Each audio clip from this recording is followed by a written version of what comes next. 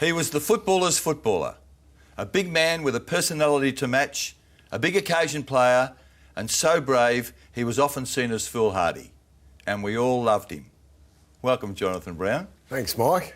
Nice to finally get in front of you, mate, after all this time. I've been trying to get you for about 3 years. You have. I've been dodging you while I'm playing, mate. I was a little bit nervous about being on here. Were you really? Today. I'm flattered. Now, the dog story. Fact or fiction? A dog allegedly bit you when you were a 3-year-old and you duly bit the dog back. I think it is actually true. I thought it was folklore, but I've done a little bit of digging. Apparently it is true. Don't tell me, please, that it was a pit bull terrier or a German shepherd, was it?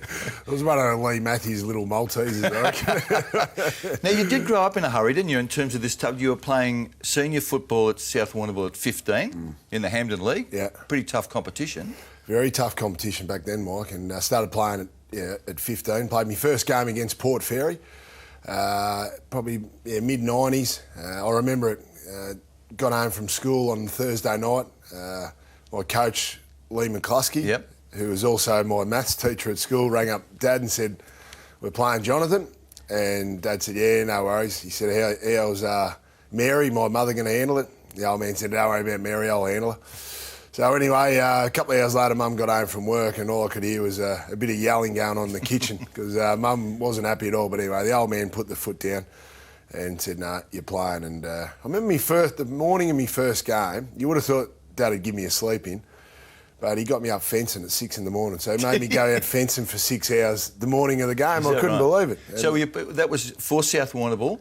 You're playing, don't tell me you're playing centre half forward at 15. Well, I think I might have played a half forward flank there. We were a pretty young side at the time and played that first game, got through that all right. We got beaten, but then we played Camperdown the next week and it was a bit of a bloodbath. We had 3 guys that were sent off and there was all in blues going on everywhere. And Dad made the fatal mistake of taking Mum to that game, and that was the last game of senior footy. I played for a little bit. Nothing happened to me on the day, but Mum went berserk and didn't want me to play seniors anymore. Did you get a welcome in your first game? Anyone sort of say, "Listen, young fella, this is the big league, cop this"? Well, second game we played Camperdown, who were Collingwood colours, and it was at Camperdown, and they're all farmers and pretty tough buggers down that way. And I remember copping a clip over the ear from a bloke called Mario Fleming.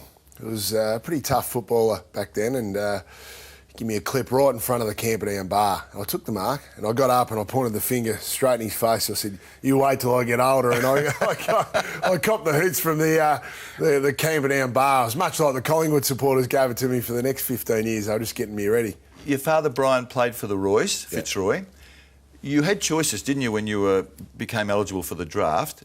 Why did you end up going to Brisbane when they weren't in particularly good shape at the time anyway? Just before the draft nominations, Hawthorn had taken Mum and Dad out for a coffee or had caught up with them and said, we're going to take Jonathan as our 17-year-old pick. At that stage, Brisbane had offered me also to take me as a father and son pick, but they wanted me to wait for 12 months because the best player in the country at that stage was Des Headland, who was also a 17-year-old. Anyway, Hawthorn got cold feet, or a little bit cold feet, just before the draft nominations had to be signed. So I remember we couldn't get a guarantee from Hawthorn, a little bit from Port Adelaide, that they were going to draft me. And so I opted not to nominate for the draft and opted to sign the paperwork for Brisbane to say that I'll wait 12 months and then I'll become a Brisbane Lions player under the father-son. But if Hawthorn had stuck with their guarantee, I would have been a Hawthorn player, guaranteed. Even the old man will admit to that. So you were talking to Johnny Turnbull, he was the recruiting, and the guarantee was there initially, and then they softened. They softened and they decided to take David Loates, who was a teammate of mine, the Geelong Falcons, and had a really good final out at Waverley Park, I think it was, one day, and they decided to go towards Loatesy. And so I was pretty disappointed with that at the time because I was ready. I was only in year 11, but felt like I was ready to play. As it was, it turned out very well, and I'm very glad that I was a Lions player. So your father's tie with Fitzroy, did that influence you? Was there any emotion involved in this? Well, I was a Lions supporter, no doubts, and probably not as strong when they moved to Brisbane, but I definitely was a Lions supporter. And my cousin Marcus Picken, son of Billy Picken, was on Brisbane's list at the time, so that was another pull for me. But I think the thing that sealed the deal for me was when Dad said, I said to Dad, "What do you reckon?" I was in his office just before the 2 o'clock deadline. Which paperwork do I sign? So it's the draft nomination or the Brisbane Lions contract? And Dad said, "Well, I'll tell you what, they've just signed up Lee Matthews as coach. They've got a pretty good list. And I thought, geez, he's gone bloody mad. They've just won the wooden spoon. But they'd had quite a few injuries in 98. Lee had come on board. He said, Lee will come in and clean the place up. He said, I just think it's a great opportunity to be coached by a legend. Obviously a legend in the game in Lee Matthews. And I opted to go to Brisbane, and the rest is history. Now, Brownie, Brisbane's playing Adelaide, the year's 2000. Round 5 in my first game, yep. Round 5, your first game, yeah. How'd you go that day? I can't actually remember.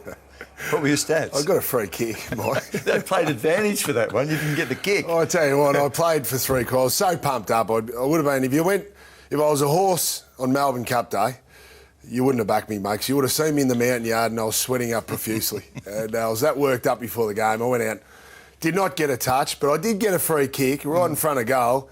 And bloody Jared Malloy played on and they called advantage. And anyway, to make matters worse, I watched the replay. Obviously, I was pretty devastated about my game. Watched the replay and Sandy Roberts called me Big Jeff Brown for the whole night. So I thought it'll be the one and only game I'm ever going to play in the AFL. They called me Jeff Brown the whole night. Jeff will be flattered, mate. That's He'll be right. flattered. Well, no, you did have a stat that night. You had a tackle. I did. I hit Mark Rashudo. First bounce, I think it was. And I nailed the roo. So that's me claim to fame. How much game time did you have, mate? Played 3 quarters before Lee decided to put me out of my misery. So I nearly put the white flag up. In a situation like that, and you've talked about how nervous you were before the game, and you're a kid and you're sort of wanting to make an impression, does the coach speak to you afterwards and say anything, or does he leave you to sort of wrestle with it yourself? Oh, Lee was never big for giving you false hope, but you know, he patted me on the back and he was confident that he'd keep me playing the second week, give me a chance to redeem myself, and I'm glad he did, because I was able to come out and got a few touches the next game. But no, my first year was pretty bloody ordinary, to be honest. You changed in a hurry, didn't it? I mean, you're not even 22 and you've got 3 premiership medallions at home. I mean, how did you cope with that? I mean, you're suddenly a star, the way you played, we all love that, and you're a premiership hero. Was it difficult to actually come to terms with that? Well, it was a bit of a rude shock after we won out the first premiership in 2001. You know, you get on the drink and celebrate, and I thought, geez, we won a flag, we'll get on the drink and party for the next 6 months. And then we get to the Wednesday after the grand final, we have our exit meeting, every club does it, and Lee gets us in and talk about the off-season and, you know, what sort of fitness you have to be when we come back for the pre-season. And it was a very, very honest meeting, to the point where, well, geez, I can't believe we actually won a grand final 4 days ago. And that's when I first got the insight into the man, Lee Matthews, and why he's been so successful in his career. He never dwelled on the successes. He always moved on to the next challenge. And from that Wednesday on, it was like, hey, we're going forward. And we're told in those uncertain terms the sort of shape that we need to turn up in first day of pre-season, and that other sides are going to be coming for us in 2002. So from then on, I always felt I was able to move on very quickly, to the point where I've only really started to enjoy the fact that I was involved in success and premierships now that I've retired, because Lee just built it into us that we don't reflect. Well, that was premiership number 6 for Lee. Yeah. I mean, I'm sure you never become blasé about any of them, but he'd been down there, didn't he? And he's seen at Collingwood the pitfalls of the extended hangover after you win a premiership. He had, yeah. It was very good for us. You know, he always got us to focus, and almost to the point in 2003. The Wednesday, the exit meeting after we won our 3rd flag, we copped one of the great sprays we've ever copped from Lee Matthews. And based on what? Well, a few of the reserves boys had got drunk in the crowd during the game. A few of us had said probably uncomplimentary, or they weren't too flattering, some of the comments we said about the Collingwood players after the game. Yeah. But I think there was a hidden message there. Lee could see that potentially we were about to fall off the cliff physically. And I reckon he was just giving us a couple of spikes just to keep it in the back of our mind that almost that we've got to go again. We've got to turn up again for the start of 2004 and be ready for another tilt at a premiership. And if we have to do it in spite of Lee Matthews for the way he had a crack at us after the game, well, so be it. At the end of the day, Lee was just worried about the end result, and I'll tell you what, it bloody worked, because we come back in really good shape for the start of 2004. Did you blokes were you over the top in the way you talked to about some of the Collingwood players? I said a couple of comments. I didn't think they'd put their head over the footy, and I got cleaned up by Scott Burns' first bounce, and there was a bit flying around. There's probably a bit of emotion flying around after the game. Collingwood's attack on the ball was pretty poor, you know, compared to the 2002 when they were sensational with their attack on the ball. And it was just more a couple of throwaway lines. I think Acker might have said something, a couple of other guys might have said something, but Lee was always big on being humble in victory and in defeat. Did you give it to them in the game? Oh, yeah. Hell yeah. And well, Brisbane's, that was part of our thing. You know, we had a lot of experienced players, a lot of tough men played for those premiership sides, and sledging was a big part of it, and that mental disintegration of the opposition, and we wouldn't let down on anyone. Is there a limit to that? Is there a boundary that you wouldn't cross? Well, you wouldn't racially abuse anyone. And I never had a crack at family members or anything like that, but it was more the... More about the courage? It was all courage. So what used to happen, back in those days, at stoppages, the umpires would ball it up or throw the ball in. It'd be about 12 or 14 seconds before the umpire would do that. Nowadays, it's only about 6 seconds. So the real opportunity for sledging was when we would get set up for a stoppage. And we'd all talk to it, we'd yell out to each other, the Brisbane Lions teammates, say, oh, how soft is that bloke? Or, do you see that bloke? Hey, Vossi, did you see that bloke pull out? And so there'd be a lot of banter going on. I want to ask you about the 2004 grand final. You're on the cusp of immortality. Yeah. You're at halftime, you're leading on the way to what would have been 4 premierships in a row. An amazing achievement. You lost it a bit that day, didn't you? Who? You and Lynchy particularly. No, I didn't lose it. Didn't you smack Josh Carr that day? I did smack Josh Carr, but I knew at that time we were going for 4 in a row, and we had a bit of a blue in the centre square. I think Simon Black had whacked someone, and a bit of a blue started, and I knew we were on the cusp of history, and I knew I had suspensions hanging over my head, but it was whatever it took that day, and I knew clearly that I was going to do weeks for hitting Josh Carr, but I had a few Port Adelaide blokes hanging off me, and I thought I'm going to make a stand here, and at least I hit my man, unlike Lynchy. And Daryl Wakeland has got pneumonia. That's about it. He got windburn. He got windburn, but I knew exactly right. So I was disappointed after the game had come out that I had anger management problems. Lee was going to book me in for anger management. That was calculated for me. So was it? So was it because Josh Carr was in the vicinity, or because he's a serial pest and you owed him? No, he was just a bug in front of me. Yeah. So I wasn't worried who it was. What was the thought process? So it was pretty early in the game. I was certainly in the first half, and we I think Port had been going all right, and we didn't look ourselves. We had a lot of injuries that day, you know, guys that, I was one of them, you know, I couldn't even hardly walk getting off the plane the 2 days before the grand final. And what was the problem then? What was the injury? Well, I damaged my knee badly in the preliminary final and made a mess of my cartilage. I cracked the top of my tibia, which is my leg bone, in the preliminary final, and we played the week after. And I remember going to the fitness test the day before the grand final, and I had a really bad limp, and I think we went about 6 or 8 times. They took me into a room and needled me knee up to the point where I couldn't feel my knee for this fitness test. But I actually felt all right during the fitness test. So I got myself going. It took about an hour to get my knee going with all the needles in it. I felt all right. Johnny Blake, he was assistant coach at the time. He was my opponent. So I ragdolled him on the night. Johnny's probably 20 kilos lighter than me, but I actually felt good. I thought, no, I can do this. I'll be right to go. But that fitness test done a lot of damage to me that night, and I don't think I would have slept a wink that night. My knee blew up like a balloon and never quite recovered. Let's get back to Carr. So you see that you needed to make a statement? Yep. Because Port Adelaide are probably going a bit better than you hoped, and you're not going as well. So you just whacked Josh Carr? I just whacked Josh Carr, and I knew what the after effects would be. I knew I'd get suspended, but I also knew that we're on the cusp of history. We're only going to be the second team that only win 4 premierships in a row. I was disappointed saying I had anger management problems. I think it shows I didn't have anger management problems because it was my over-exuberance that got me suspended in 2004 in 2 or 3 occasions. But I only got suspended once more for the rest of my career. I didn't go to the tribunal for another 10 years. I never went to any anger management classes. I thought it was ridiculous. I just had to be careful with me recklessness in the contest. Yep. And I got caught up a little bit potentially in the way we played, the Brisbane Lions played. We walked a fine line when it came to our physicality. And obviously not punching anyone, but I only punched one person in my career, and that was Josh Carr. And that had a pretty big reward at the end of it, that game. Where did the anger management term come from? Who put that into the... Well, I think Lee said it in the presser after the grand final in 2004.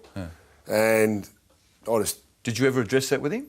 Yeah, we had a coffee about it, and I just disagreed with it. So he just left it alone, and we never even bothered doing it. One of the most intriguing things about the research when I was looking through your story was that you'd played 7 seasons of football with Brisbane before you'd finished top 3 in the best and fairest, or won the goal kicking, or been All-Australian. Now, that's really surprised me, that. I mean, that's a combination, is it, of not being out there because of injuries and suspension, and is that what happened? Or Well, it is a combination of injuries. Yeah. In 2004, I would have won the best and fairest. We had a voting, a bonus scheme where it was average votes per game, and I won that clearly, where you get a big chunk of money at the end of the year. Then 05, I was leading the Brownlow. I only played 13 or 14 games.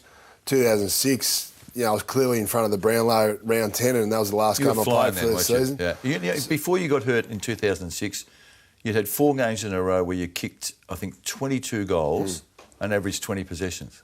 2006 was probably my best year. That was when I was absolutely at physical prime. I was 105 kilos. I ran a 15.4 in the beep test. The Brisbane Lions all-time record's 15.14. And I bench pressed 157.5 kilos on the bench. So I become a really good all-round athlete through a lot of hard work, mind you, Mike. So I look back at my career with, not regret, but disappointed that some of my prime years in my career I spent on the sidelines through injury. 2002, the game against Essendon. Do you remember that game? Yeah, I do. Was that the no-rules game? It was the no-rules game. Who christened it that? The Bombers, didn't they? Yeah, Kevin Sheedy came out and said, we're going to be playing with no rules leading to that game, and that was in the papers. That got obviously a lot of headlines. And I think it was early on in James Hird's comeback after he had a fractured skull. He was wearing that sort of funny look shaped helmet, protective helmet. And Lee never made mention of it in the media. But just before the game, I think in the team meeting, whether it was the Friday or just before the game on the Saturday night, he said, hey, no rules, we're happy to play by that. And you can imagine, obviously, the characters we've got in our team. Yeah. We're always up for a street fight. But he said, just remember one thing, controlled aggression. Well, I don't think Brad Scott worried about controlled aggression. About 10 seconds into the game when he flipped James Hird over on his back, and there was about 5 or 6 all-in brawls, and I saw a bit of stuff that went on under the packs that night that the video cameras couldn't pick up. Talking about the Scots? Talking about the Scots. There was a little bit of action went on behind the scenes, and a few of us got involved in incidents. Did you happen to cross paths with Mark Johnson? Yeah, well, we always had a bit of banter against Essendon. Of course, we beat him in 0-1, but there was a good, healthy rivalry throughout, and Jono was getting a little bit lippy earlier in the game, and I saw the opportunity.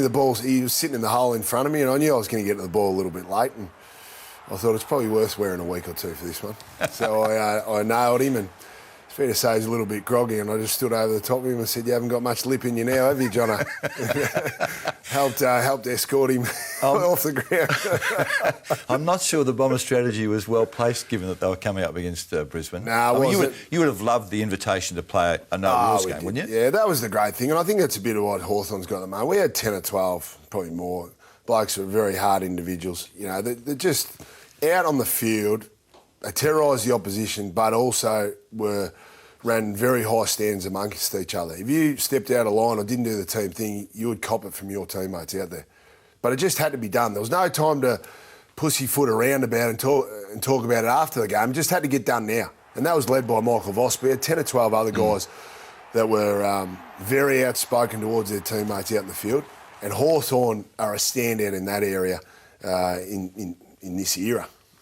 You've played in a great team, and there's no doubt the Brisbane team of 2001 to 4 grand finals speaks for itself. Essendon just before you was a great team, probably should have won more flags. Geelong more recently, and now Hawthorn. How would the best of the Brisbane teams matched up against all of the others? Oh, very well. Yeah, no, our side was built on very much contested footy, but we had a lot of great players. We had a bit of leg speed, with Nigel Lappin, Jason Ackermanis, Sean Hart, Des Headland there for a while. But a lot of big, strong men. And we never finished on top of the ladder, Mike. No. But we used to be able to get it done during September. And Lee was big on our game plan. He was big on contested footy, smashing the ball forward, because he felt that was the game plan. Bombing into the top of the goal square for Alistair Lynch. He felt that was a game plan that stood up under pressure. And it did. And he said, so he always impressed that upon us. After the break, some of your more interesting teammates, well, specifically Jason Ackermanis. Brownie, I can't sit across from you for an extended period and not ask you about one Jay Ackermanis. Now, you've had great memories with this bloke, particularly on the field. Yeah. Tell us your view of Acker. Oh, Acker was a great player. He should be in the AFL Hall of Fame, or he will be, I'm sure. Very gifted, most offensively gifted athlete or footballer I played with on both sides of the body. Sam Mitchell rivals him on both sides of the body, but with his kicking skills, but he was amazing. Very fast. He was quite professional too. Obviously, he could be inflammatory off the field. He worked in the media a lot. But things like that never worried me too much. I was the youngest of our team, and I was just worried about playing footy and having fun with my mates. And so he did frustrate you, didn't he? There was a point where I think he'd worn your patience out. But that grew throughout my career. And the things like the handstands and all that, I always thought it was great for the game, and I enjoyed it and showed that we're having success. If Acker was doing handstands, we were winning games of footy. But it got to the point where he was becoming really outspoken, and Acker's form had started to dip, in 2006. He won the BNF in 2005, and then he got dropped, and he was just causing some problems in the media. I think he did an article with Damien Barrett, and it came out in the papers that he was less than 5% chance to be playing for Brisbane. Well, that's what Acker said, and it seemed to be inflammatory. And the older guys really cracked up about it, and that was led by Vossi, and they just had enough. So we had a meeting between the leaders, the 6 leaders currently at that stage, and the 6 coaches. We had a team meeting about Acker's future, and we all decided that we'd had enough for Acker, and Acker will get sacked. And that was unanimous. And I had to do the press conference that day, and it probably got blown up that it was a me versus Acker thing, a lot, outside the Lee versus Acker thing. But it was probably more the older guys that really had a lot of personality clashes with him. Always had a good chat with him, but I did get a phone message. He saw the press conference on the news. We had trained that day, and I got a pretty heated voice message left on my phone that night, and I rang him straight away. I was going around to see him. You go and see him in a conciliatory mood, or Oh, we're going to go and have a good chat. And anyway, we rang that night, and we had a good yarn about it. But I'm a company man, and I was always going to stick to what we'd said and what I'd believed in. I was part of the guys that had the vote on Acker, so I wasn't going to walk a step away from him and say, "Oh no, it wasn't me. It wasn't me, Acker." I said, "Mate, these are the things I believe in them," and Acker took my point. You said you're a company man. Were you a company man when you learned that Brendan Favola was going to become a teammate of yours? It's one of those things I look back on. I didn't give it a whole lot of thought, and looking back now, I think I was mad. I was getting towards the back end of my career. Fev was only a full forward. The only position I could have gone to was play full forward. Yeah. And it was one of the things I've probably been guilty of over the years, not to give that enough thought. Same earlier on, 12 months earlier, we gave up a first-round pick to go and get Travis Johnson. At that stage of my career, I was only interested in, worried about trying to win premierships. So any experienced guns they could get into the side, I was all for it. So I look back on that and I think it was a poor move by the club. And I'm partly responsible for not standing up and saying, no, don't do it. But Fev's life was spiralling out of control when he came to the Brisbane Lions. And Alex, his wife Alex, and my wife Kylie are good mates. I knew that he'd what was about to happen. I knew that his life was really falling apart. I knew that Alex was going to come back to Melbourne. I thought, this is bad. He's losing his family support structure around him. Alex left after about round 4 or 5, and the wheels fell off completely after that. And the footy club thought, we're close enough. Maybe we can upgrade, get a few mature age players in. And obviously Fev was the big fish. We might be able to sneak a premiership.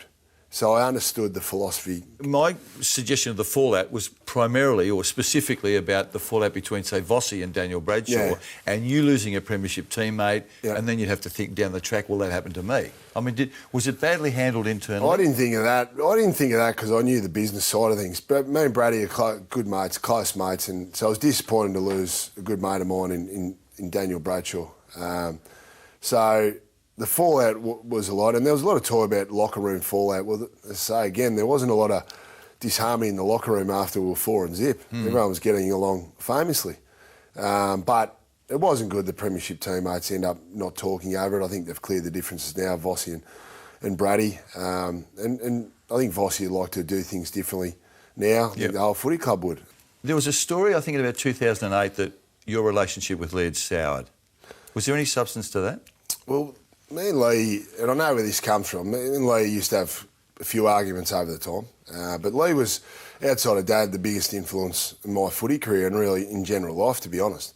But we'd have plenty of pretty solid arguments to the point where even at training, Lee used to scream at us to try and put us off at training, and he'd yell out at me every now and again. I was a bit of a hothead at training. I'd tell him where to go at training. And all Would you really? Yeah, all these sorts of things. Audibly, you'd just yell back at the coach? Just yell, from a distance. And sometimes the runner would come out with a message, Craig Starsvich, and I'd say to go back and tell Lee to go and get stuffed. And things like that. But Lee was a huge influence. And early in 2008, I just won the Coleman in 07, was playing a little bit closer to goal because Alistair Lynch had retired a couple of years earlier. Daniel Bradshaw had been out with a knee reco, and I played a bit closer to goal. And early in 2008, he wanted me playing outside 50. And as you'd done when you were a kid? As I'd done during the premiership years, and getting well up the ground and really not hardly spend any time inside 50. And I just didn't agree with it because we needed goal-scoring power. Did it ever get serious, though, in the relationship between coach and player? I mean,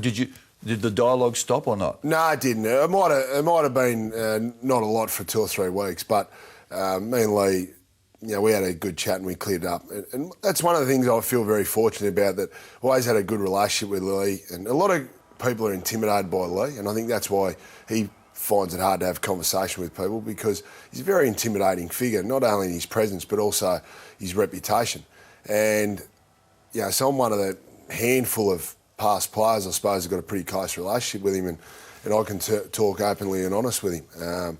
He's a good person, Lee, but he can come across as cold and ruthless. If you weren't in the senior side, whether it be through injury or poor form, Lee wouldn't really talk to you, because all he was worried about was the 22 blokes that could help him on game day. He's a realist. He's so practical, isn't he? Yeah. So practical about everything. When he decided that he was going to give the coaching away, and it seemed to come abruptly for those of us on the outside looking in, there was nothing about the Brown-Matthews relationship had no influence on that. No, it didn't. I think Lee had enough. I was really surprised. I thought he was going to go another 12 months. I know that him and Vossi had potentially talked about doing a Mouldhouse Buckley style tandem role. Lee got tired towards the end of 08, and even he knew that it was time for him to step away from it. And at that stage, I was pretty heavily negotiating with Collingwood. Yeah. So I was actually really surprised when I'd pretty much just agreed that I was staying in Brisbane. And then we hear a few hours later that Lee's given it away. About middle of the year, about round 13 or round 14, I met Mick Mouldhouse the day before we played a game down here. And I was really impressed by Collingwood. Not a game against Collingwood? Not a game against Collingwood. And I was really impressed, and I thought at that stage I'm going to play for Collingwood. And I wasn't, it had nothing to do with Lee, it had nothing to do with the Brisbane Lions. It was just more the fact that I wouldn't mind experiencing playing for a big club in Melbourne. And me and my wife, me and Kylie were just about to get married. Coming back and being closer to my family is still based in Warrnambool, because we were keen to start a family. As it was, I just couldn't bring myself to leave the mighty Lions, and I saw the potential of a few of the young kids coming along, and it had absolutely nothing to do with Lee Matthews. And that was some of the things I was disappointed with in the paper. It was just that when Lee gave it away, virtually when I announced that you were then going to stay, I was then staying, it did look a bit odd. Collingwood had 2 cracks at you, didn't they? 2005 and 2008. Now, I think, as I understand it, you'd summarily dismissed the 2005 interest, but you got very serious about 2008. Did they offer you $6 million for 4 years? No, they didn't. Brisbane offered me more than Collingwood. Did they? In 2008. So, did they really? So it wasn't about finances. It had nothing to do with it. I think Brisbane offered me $100,000 a year more. So there's this fallacy that Collingwood offered me a lot more than Brisbane. That's not true. They might offer me more years, but in the end, Brisbane gave me 4 years. Collingwood offered me 5. Do you remember what the Collingwood offer was in money terms? I reckon it might have been, it was about maybe 800, but probably all their attachments on top of that, you would have made a bit of money. But I was earning probably $250,000 off the field at that stage anyway. So, I'm not sure how much further Collingwood could have gone. They might have got me off-field money up by, maybe they would have got it up towards $500,000, but I was already earning really good money working on the footy show and a few other variety of things. So money wasn't the factor. Like I said before, it was the interest of coming back and playing in Melbourne, being close to my family for post-football life. You're glad you stayed? I am glad I've stayed, and you don't probably realise that until you're retired. Lee used to say, the proudest thing he's got of his whole footy career is a one club player. I used to think he was just saying it to try and keep us at the one club. But I look back now and I'm very proud. Very disappointed that I never got to enjoy much success late in my career. Obviously, Collingwood went on to win a premiership. I would have loved to have played another flag, but I'm very proud that I stuck through it with one club. I'm one club player. I'm a Brisbane person and I'm still involved with the footy club now. I can understand your point about that because you were 22 and had played 4 grand finals in a row.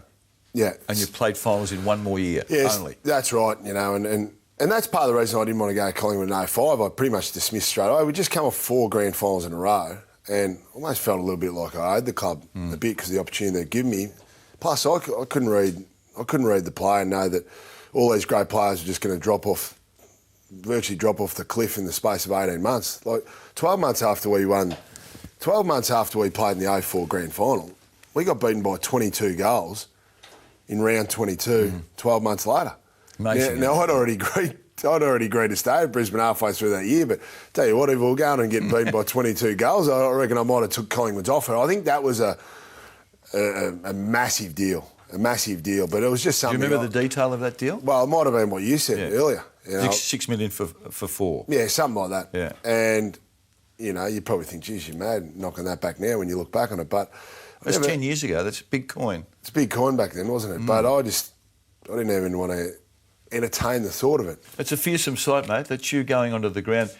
Did you actually set about trying to unsettle the opposition, or was that's just your natural game day pose? Oh, it's probably... I don't try and put anything on, but I certainly try to play with aggression, and I suppose I learned that you got to try and sledge a little bit, and I've got to play with my physicality. And one of the things, I wasn't physically super gifted, especially when it came to running and speed. I was quite slow, and so I just tried to work really hard on my fitness, get to as many contests as I possibly could, and play with a physical bruising style and play with a presence that 2 of my idols, Dermot Brereton and Wayne Carey, played with. I thought that was... You grow up watching those blokes, so, well, if you're playing centre forward, that's the way you need to play centre forward. Why am I not surprised that they were heroes, Brereton and Carey? Yeah, well, what great role models they were for me. And, you know, obviously their brilliance, their ability to change a game, to stand up, that's always kept myself in a game. I wasn't never too worried if I hadn't had a kick till 3/4 time or halfway through the last. I always thought... I learnt this a lot from watching Wayne Carey, that you can change a game in 5 minutes being centre forward. And so I always used to try and hang on to that all up until the last minute of a game. And obviously being able to play hurt and play with a lot of injuries and have presence, I think Carey and Brereton personified that. I want to take you back just to post-2004 grand final. Your first game the following year is against Essendon at Etihad Stadium. And like most people, I've seen you play a lot of big games. I've never seen you be more imposing than you were that day. I don't know whether you agree, but you kicked 8 goals from centre-half forward, first game for the year. Have you ever played a better game than that? No, I don't think so. I think that was the best game for my career. And that was on the back of... I had to train the whole process on my own. So I had the after the 04, my knee was damaged badly. I think I was in a brace for at least 3 months. And so I had a 7-month off-season. And I was suspended for the first 5 weeks, but I wouldn't have virtually played until my first game back against Essendon through my knee anyway. So, but with all the flack I'd copped in the media, I was very determined to prove a point. And I trained really hard. And Lee almost baited me up for the first few weeks saying, you're going to have to come back through the reserves. And I said, oh, you're kidding, are you? And he goes, no, you can't just come in and turn your form on and off like a tap. And it was funny, we got to the week of round 6 and we were 1 win and 4 losses, and Lee said to me on the Monday, "You ready to go? You ready to go this week?" So even I surprised myself, but I just tried to go and approach that first game with not a lot of expectations, but I knew I was physically ready to go. When we come back, Brownie, those big head knocks. You're famous for lots of things, but I think the one thing that most of us remember you by is your courage in the marking contest. Eyes on the ball, running with the flight of the ball, all this sort of stuff. But it came at a massive cost, didn't it? Yeah, it did. Well, in the end of my career, it did. The last 4 or 5 years, you know, it was pretty famously took a mark against Holland 202. At the MCG? Yeah. My guess is you've run probably 40 metres with the flight of the ball. Yeah. With the eyes never leaving the ball. Did Lynchy Did you not think that anyone was coming the other way? No, I knew, and Lynchy was very good. Lynchy protected me. I owe Lynchy a lot for protecting me, certainly early in my career. He had a great sixth sense of where I was. Hard thing about playing centre-half forward, I got brought up as you always had to go for the contest. Even in doubt, go for the ball. And obviously full forward, you've got the ball playing in front of you. You've got everyone in front of you. You can see everything. With centre-half forward, sometimes you're unsure whether it's actually that ball's for you or for the full forward. And the ball had hung up there for a long time. Then I just started running. And as I got a bit closer, I thought, the ball's sitting there. I thought, geez, I'm a chance. I might just have a crack at this. I knew there was going to be a pack, but I'll just fly through the pack as hard as I could. And when I committed, you had to commit or stop. You had to commit fully. And because it's obviously, you feel a fair bit of fear when you're going there. Are you telling me that you literally had this thought process at that time? Because you didn't look like it. You just looked like you were actually chasing this object in the air and you didn't deviate. Your pace was the same the whole way through. Yeah, it was. Well, Peter Umbers, our junior coach, tough fellow back at South Warrnambool. We grew up and his big thing was the harder you go, the less you'll get hurt. We 13-year-old kids, we used to do one-on-ones at training. Ad nauseum. Do you agree with that? As under 13s. Well, every bloke who's played footy has heard that. The coach has said, the harder you go, the less likely you are to get it up. No, well, I do agree to it fair because you are hard when you're in a contest. You do brace yourself. Obviously, some of the decisions I made were reckless, which got myself in trouble. But the actual principle of once you commit to the footy, going as hard as you possibly can, I reckon very rarely you get hurt. That's why I kept going for those marks. Were you reckless to the point of being foolhardy in the collision with Mitch Clark? Yeah, I was reckless. Yeah. Reckless? To the point where the old man... Not stupid? No, I was reckless to the point where the old man even had a crack at me in the hospital room that night. Saying, what were you thinking, going for that ball? And what were you thinking? I got to the point where I thought, I've got to go... I'll have a crack at this ball. But I remember the last thing I thought was, geez, I don't reckon I'm going to make it here. But it was too late then to pull out. So I just had to keep going. And the next thing I remember was waking up in a hospital room. And that was a reckless thing, but I'd done a lot of reckless things in my footy career that hadn't affected me in the past. When you said, went through your mind, too late to pull out, is that because Jay Brown just doesn't pull out? Is that why? Had you created this scenario where you just couldn't pull out? Well, or you couldn't stop? No, I think growing up there was a fear of pulling out of contests. There's a fear of failure. There's a fear of letting down your teammates, fear of letting down Lee, all that. So I was just, once you commit to that footy, you just go. And I had that, so the last thought I had was, geez, I'm going to be short here. When you woke up in hospital, Brownie, and Kyles was by your side, what did she say to you? I think you got blood dribbling out of your mouth. I think you broke your jaw again, which I had. I'd actually had a titanium plate. I bent a titanium plate in my face, which is pretty amazing. And anyway, but it was more the after effects. That was a bad concussion, and I took a long time to recover from that. And I wasn't sure whether I'd be able to play footy again after that. At that time? In the weeks following that. To the point I couldn't drive a car for a month. I felt why? I felt I was pissed. Yeah. I got in the car one day and I drove 2 blocks down the road. It was like I'd had 24 crownings. Really? I turned around and drove the car home. That was 2 or 3 weeks after the incident. And so I was crook for a long time after that. And so that was a hard one to get over. Not from the mental scars of the acts that I do on the footy field, but just physically to be able to just carry on with normal life. With the Luke McFarlane collision, you would think that bloke had been punched up in the street by a gang, wouldn't you? Yeah, it was. It was just a 1 in a million accident. This wasn't reckless act. I just leant back, took a mark late in the third quarter against Fremantle of round 1 and got collected by his knee. And I was out for a little bit. I might have been out for 5 or 10 seconds. I remember getting up and I could put my tongue almost through the break in my jaw, almost come out the other side. And I knew I could just feel me. Obviously, I was in trouble. The adrenaline was still flowing, but then I went off the ground. And by the time I got to the rooms, I've learned now, I've probably gone into shock, but for me that was full agitation. And they were trying to get the morphine into me, putting it intravenously into me. It was like I'd been in a sauna for 3 hours and Mike Tyson had belted me up. And I couldn't escape it. It was like I was in a furnace and I almost thrashing out. There was blood everywhere, all over the medical room, and it was the worst feeling I've had in my life. The most pain. Nothing will ever come close to the pain that I was in there. Did you hear one of the attendants say that we might have to give him a tracheotomy? Yeah, I did. We went to the hospital closest to us, and they did a scan, and they thought my airways were closing, so they put me straight in the van and the ambulance and rushed me to the trauma hospital where they do all the car crashes, and they discussed doing a tracheotomy on me in the ambulance on the way to the hospital. It was only 3 or 4 minutes down the road, and obviously I can hear what's going on. I started panicking a little bit. As it was, I had a very good trauma team put me back together, and I ended up with 15 plates and 64 screws in my face. Did Kylie ever get to a point in your discussions at home where she sort of got emotional and begged for you not to keep doing this? No. And that's a lot of people.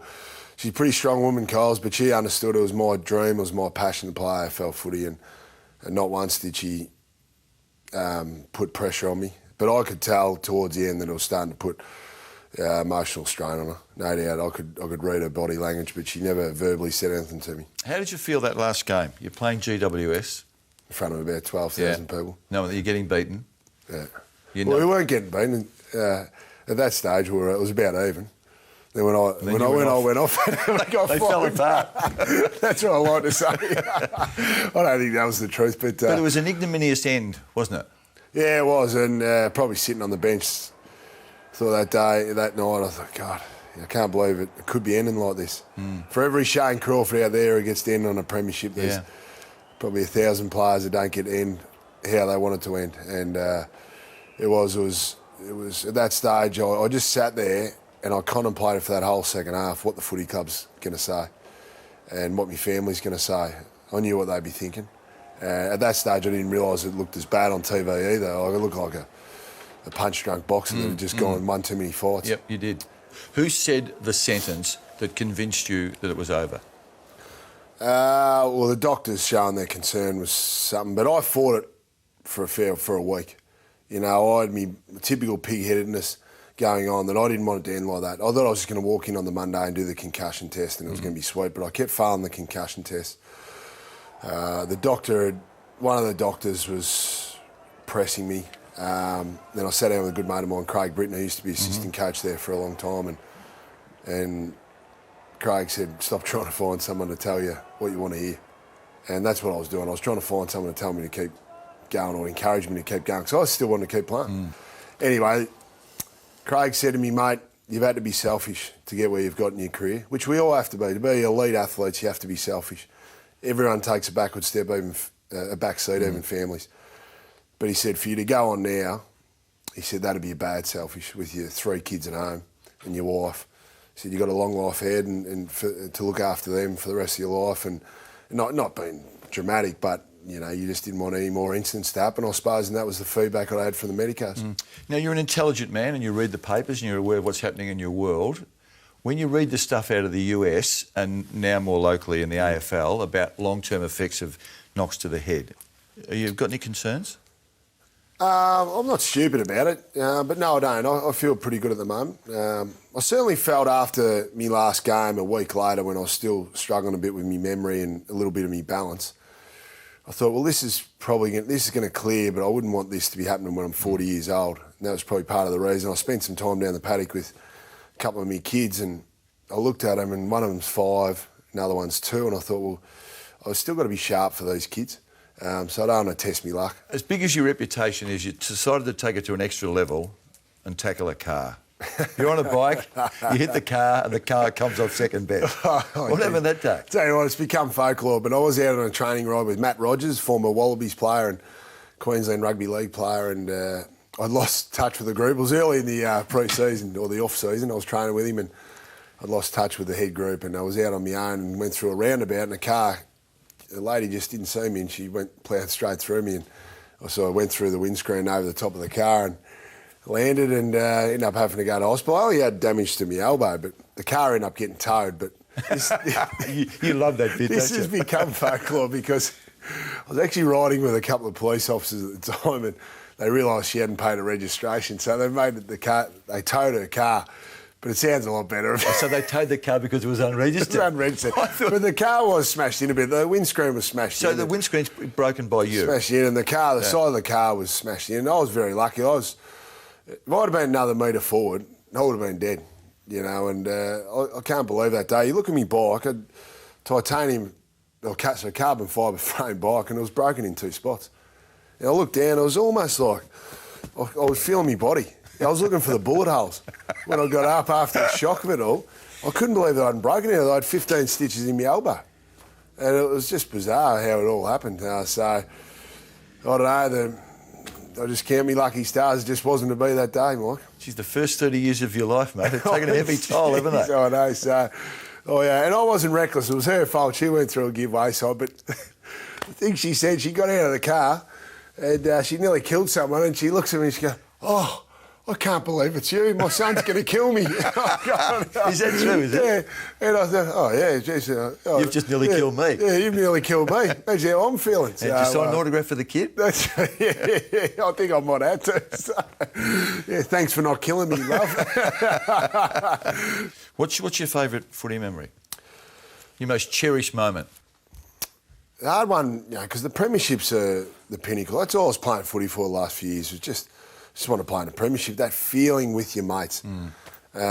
So probably the most cherished moment is when you sing that song for the first time, when you get back, so you sing the song out in the ground, you do the lap of honour, see all the fans, and then you go into the coach's room and you just sing the song just together with just the players arm in arm and Lee and a few of the other assistant coaches. That's all that's in the room. And you just belt it out, you know, with a crownie in your hand. It's just sensational. And then I think that first year we went around and we had to speak about the bloke beside us. Yep. Well, we love the bloke beside us. Who was beside you? Craig McRae spoke about me, yeah. And he just said, "I love the fact that Brown, he was a small forward. Yeah. For me, I love Fly. He's the real social organiser. He's the team leader in that regard." And he just said, "I love how Brownie always says to us little fellas, run and buy me, Fly, run and buy me." So I used to say, run your man, buy me, Fly, and I'll give him one on the way past. So I felt really proud when he said that. The blokes who have been in that seat before, who have done what you've done, Yeah. they all say the 20 minutes after the final siren Yeah. is just bliss. That's probably the perfect period in their sporting life. Well, it is. You work so hard for it, and we all move on pretty quick. You know, we wake up on the Monday after the grand final and everyone's back to zero, you know, so you don't really get to enjoy it a hell of a lot. But that lap of honour and that initial 24, 48 hours. I mean, after we won the flags, you know, 2001, we actually, Ansett went bust the week of grand final. Mm-hmm. So we had to get private jets down for the game. Because we still... We thought that was a Brisbane extravagance. Yeah, I know. Yeah, we still didn't have... We still couldn't get to Melbourne on the Wednesday. Anyway, a couple of private jets got booked for us.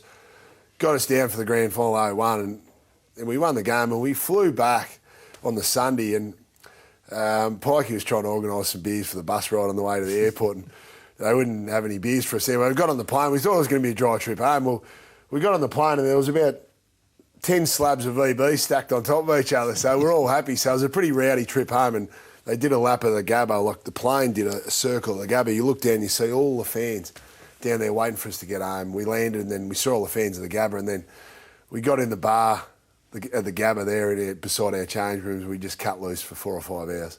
And it was the first time that we'd really been away from the public and we could really let loose with each other and with each other and with our families and some of the kids running around. Before you leave, tell me about the first part of the celebrations was because of where you are, was at Brunswick Street. I mean, what did that mean to you, given your Fitzroy heritage, to go back there and see all those old Fitzroy supporters celebrating a premiership? It was amazing. There was about 12,000 people at the Brunswick Street Oval that day and to see the tears in their eyes, the old Fitzroy supporters, how happy they were. And a lot of people hadn't seen success because the last premiership Fitzroy one was 1944, so people weren't even born. That was a special day, and I think that was a real healing day for the whole Lions family where the old Fitzroy supporters really embraced the Brisbane Lions. And the leader of that was the legend himself, Bulldog Murray, and a good mate of mine, Bulldog. He writes me a Christmas card every year. He's a great man, Kevin Murray. Great man. Yeah. He always writes from your number one fan. Yeah. And signs off. And he's been the leader of it. And he's been symbolic of the union between Fitzroy and the Brisbane Lions and the successful union. And hopefully we can carry on Bulldog's legacy long into the future, it'll be for me to carry it on and for other guys to carry it on forever and a day. Brandy, like everyone else who loves football, we've loved watching you play. It's been a great journey, been a lot of sad moments, but a hell of a lot of highs. Well played on what you've done, and I look forward to more of you on Fox Footy. Yeah, thanks, Mike. It's been great. Thanks, mate. This has been a Fox Footy production, part of the Fox Sports Network.